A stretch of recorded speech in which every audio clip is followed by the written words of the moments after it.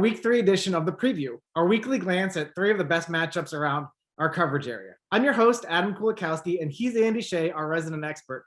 Happy opening day for the NFL, Andy.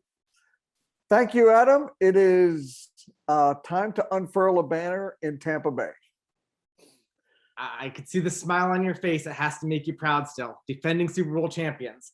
Well, I'll just say this. If your team doesn't go to the playoffs for 13 years and then you make the playoffs, you're like, oh, it's really cool that we're in the playoffs.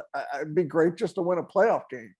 It's still a little hard getting your head around that, going from not making the playoffs for 13 years at all to like winning the Super Bowl. So it's, but I want to see this team take a crack. But no Super Bowl swag. Where's your swag? No swag. I don't need anything that says Super Bowl champs. It just needs to say Buccaneers because I'm a Bucs fan, and you know they're the best team in football. You know they have 22 starters back. You know they have Tom Brady as a quarterback. That's all I need to say. That's it. Well, tonight's a big game too. Obviously, your Buccaneers take on Dallas tonight. Local fans might have a little interest in that one because, a dude that we know well, number 11, Micah Parsons, making his NFL debut. I want to know, you followed his career through the ranks, high school, college at Penn State. What are you seeing from Micah tonight? What can he accomplish against your Tampa Bay Buccaneers? Yeah, he's not going to accomplish anything. He's the opposing middle linebacker. Plus, he's a rookie. I fully expect my Bucs to run the ball right at it. You run the ball right at a rookie. Of course you do. He's a rookie linebacker that didn't play football last year. Go right after him. And, the middle linebacker in the position he plays is really important. He's going to be really good, right? But you're not going to walk into the NFL having not played in a pandemic year of football and have an impact in game one. I just don't see it happening. Okay, Andy, over under on tackles. How many stops does Micah make? 0. I'm a Buccaneers fan. Sorry, I don't want Micah to make a single tackle all night. I'll root for him the rest of the year and follow him. But on this night, number 11 in white is going to be the dude that I think we should go after.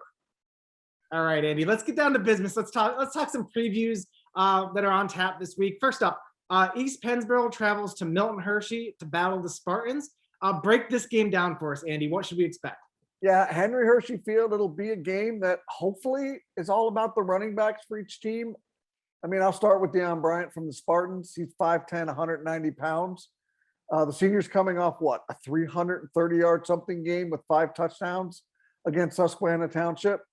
Like Milton Hershey's 1-1 and losing to Southwestern in their opener, which was their first game in 600 and some days after they didn't play football during the pandemic season of 2020. So on many fronts, Milton Hershey's a little bit of work in progress, especially on the defensive side of the ball, but they have some pop in the running back and they're going to score some points. But I flip it over and I think, okay, East Pennsboro, running back Cy Burgess goes out in the opener, sets the single game school record for rushing with 366 yards, scores 4 touchdowns. Then doesn't play in week 2. And the Panthers get shut out by defensive-minded New Oxford. So you haven't really heard anything or read anything about whether or not he's battling injury or when he might be back on the field or if he's going to play. That's never a good sign. So it's all about, do the Panthers have their best player available or not? Yeah. So Andy, give us one key for each team in this week 3 matchup. So I think if Cy does play, it's important. The key thing for Milton Hershey is to be a little better defensively, right? And that's just going to take time, like I said, a work in progress. And for East Pennsboro, it is, if they don't have their best player, can they keep up offensively? Because they dropped a donut last week. So that, clearly without him, they're going to struggle. And can they do it without him if forced to? That's a big key for me this week. Andy, give us your prediction. Yeah, just based on the uncertainty at running back for East Pennsboro, if he can't play, they will struggle, right? You can't move your offense without your most lethal weapon. So I'm going to go with Milton Hershey straight up. Everything squared up. Even if Cy does play, I still am going to lean a little bit towards the Spartans anyway. Great.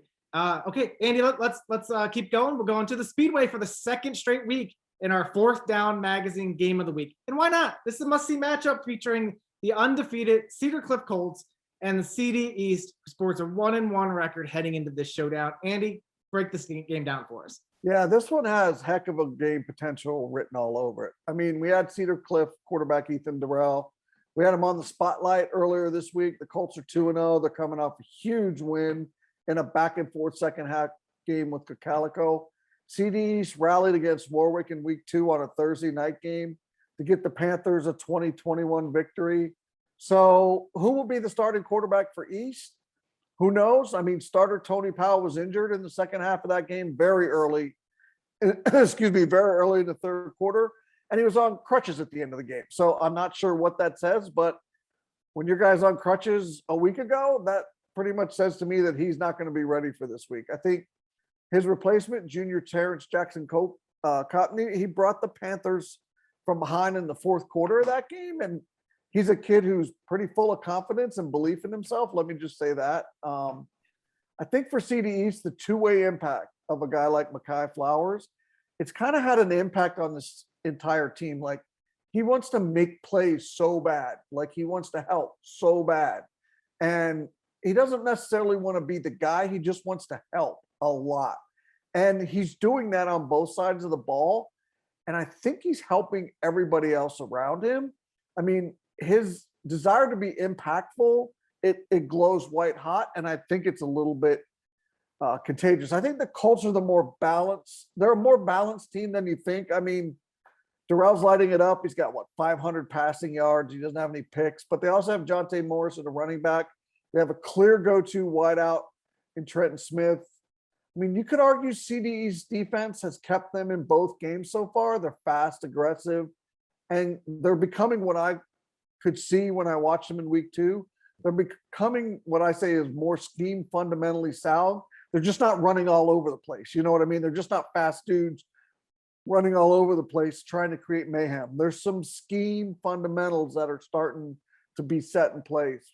I think Cedar Cliff's defense has given up plenty of points this season, so that's my sticking point in this game. And you mentioned Ethan. We had a chance earlier this week to talk to him.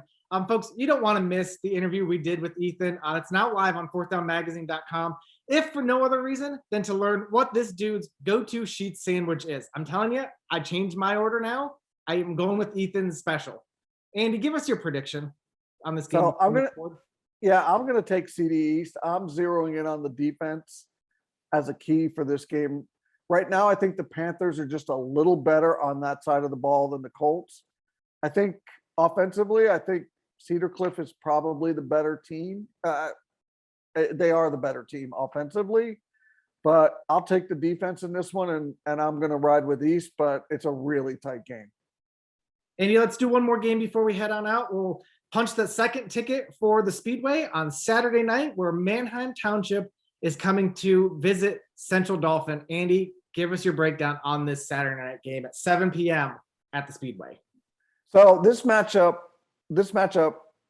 on the schedule for both teams has been beneficial for each program the last few seasons, right? We can agree on that. Would you agree, Adam, that this has been a beneficial matchup for both teams on many fronts, right? Yes, sir. Absolutely.